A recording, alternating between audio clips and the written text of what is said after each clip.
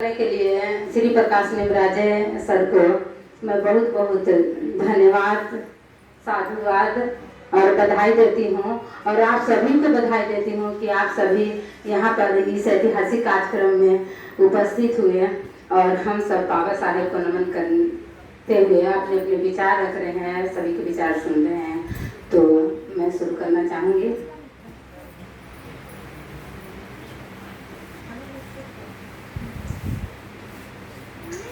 जैसा कि हम जानते हैं कि बाबा साहेब का बहुत ही महत्वपूर्ण योगदान रहा है हमारे इस देश को विकसित बनाने में, या विकासशील जो हमारा देश हो रहा है।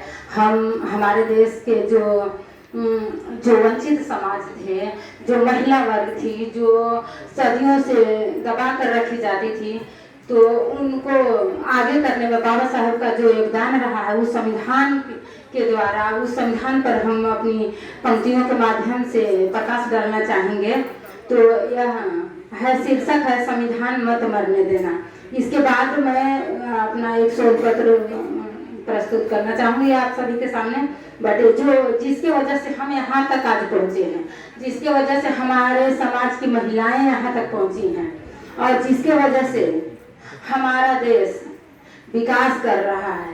बाबा साहिब ने कहा था कि अगर हमारे समाज अगर एक ऑप्शन मिले कि महिला और पुरुष हो, दोनों में से किसी एक को स्कूल भेजना हो, तो हम चुनेंगे कि महिला वो अधिकारी बने, उस अवसर का लाभ उठाए।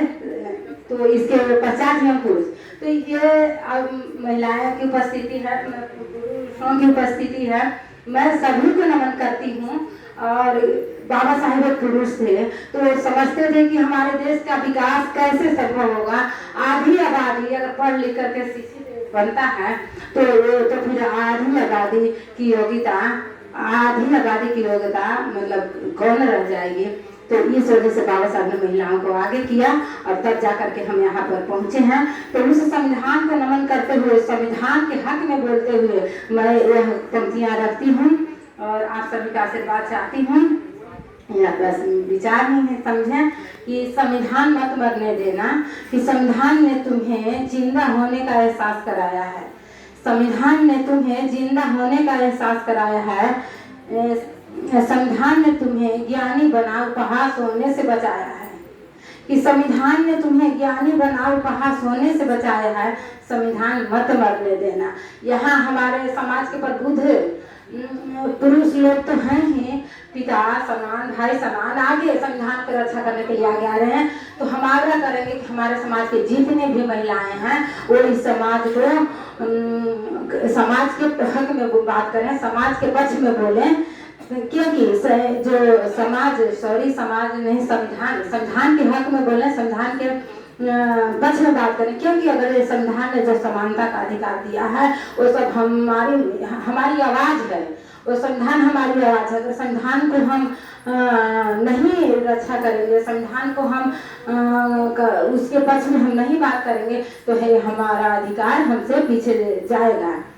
तो यह है कि संविधान ने तुम्हें ज्ञानी बना उपहास होने से बचाया है। संविधान मत मरने देना। संविधान ने तुम्हें समानता का पाठ पढ़ाया है। अनुच्छेद, यहाँ अनुच्छेद की बात हो रही है कि अनुच्छेद 14 से 18 में यह बात बताया है कि संविधान ने तुम्हें मानव बनाया है। संविधान मत मरने देना। संविधान ने तुम्हें स्वतंत्रता का अधिकार दिया।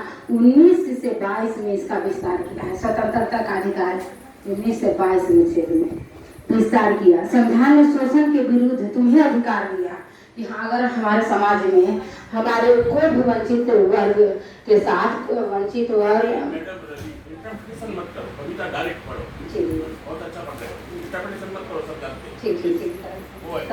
थैंक यू सर, कि तुम्हें अधिकार दिया। अनुच्छेद 23 से 24 में तेरे सम्मान की डोर तेरे हाथ दिया। हिंदू कोड बिल से नारियों का उद्धार किया।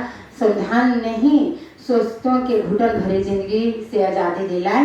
वक्त आ गया है, अब तू रील चुका, अपना अधिकार बचा, संविधान को मत मरने देना। Thank you sir.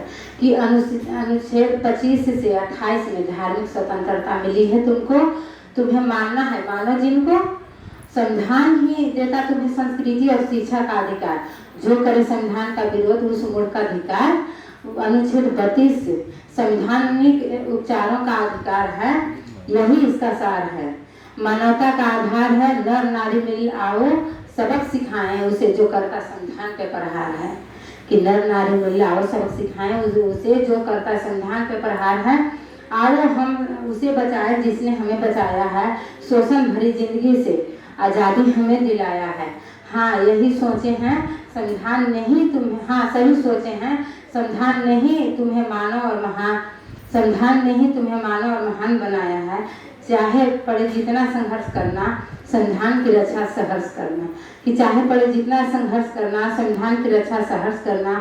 संविधान से होगा देश विकास, तुम संविधान मत मरने देना, तुम संविधान मत मरने देना। बहुत बहुत धन्यवाद, बहुत बहुत धन्यवाद सर मुझे अवसर देने के लिए। मैं अपना शोध पत्र वाचन करना चाहूँगी। यह शोध पत्र जैसा कि अपने मूल्य, जैसे मूल्यों का प्रजातांत्रिक मूल्य, तो यही मूल्यों में एक है मानव मूल्य। तो हम क्षमा चाहते हुए हम जरूर मतलब थोड़ी सी भूमिका के रूप में बात करना चाहेंगे कि जो मानव मूल्य है कि आज हमारा समाज कि किस पतन की ओर जा रहा है। कि जैसे कि आज महिला ये डर रही है बाहर निकलने से कि मतलब कहीं हमारे साथ कुछ गलत ना हो जाए। तो बाबा साहब का दिया हुआ अधिकार तो है हमारे पास, बट हम फिर भी क्यों डर रहे हैं? फिर भी क्यों डर रहे हैं? क्योंकि हमारे व्यक्ति के अंदर जो मानव मूल्यों का पतन जो हो रहा है, नैतिक मूल्यों का पतन हो रहा है, तो इसमें सुधार लाना जरूरी है। तो मैं ये इसी विचार पे अपना शोध पत्र वाचन करना चाहूँगी। यह शोध पत्र है जो कि हमारे समाज के साहित्यकार उन्हें नैतिक कवि के नाम से जानते हैं। उन्हें साहित्यकार जो समाज का हमारा दर्पण होता है, तो उस साहित्यकार की भावनाएं क्या होती हैं।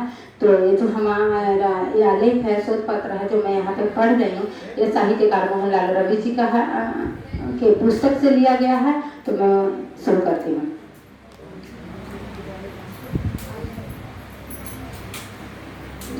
कि आत्मझांकी पुस्तक, जो उन्होंने पुस्तक लिखी थी आत्मझांकी पुस्तक। आत्मझांकी पुस्तक मोहनलाल रवि जी का प्रसिद्ध पुस्तक है।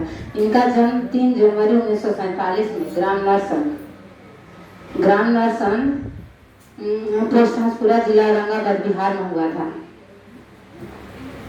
उनके पिताजी का नाम स्वर्गीय मोतीलाल एवं माता जी का नाम स्वर्गीय चंद्रभद्री देवी था। रवि जी हंसपुरा से मैट्रिक और सिन्हा कॉलेज औरंगाबाद से मास्टर की डिग्री प्राप्त की थी। वे दलित समाज से होने के कारण छुआछूत भेदभाव जातिवाद का दंश तो उन्हें समाज से मिला है। साथ ही बचपन में उनकी माता का देहांत होने के कारण भी माता द्वारा घर में भी अनेक प्रकार के शोषण और अन्याय का सामना भी करना पड़ा था। मोहनलाल रवि जी ने अनेक प्रकार के संघर्षों का सामना करते हुए न केवल अच्छी शिक्षा प्राप्त की थी, बल्कि अच्छी सरकारी नौकरी भी प्राप्त की थी। रेलवे में गार्ड, अलाउंसर आदि पोस्ट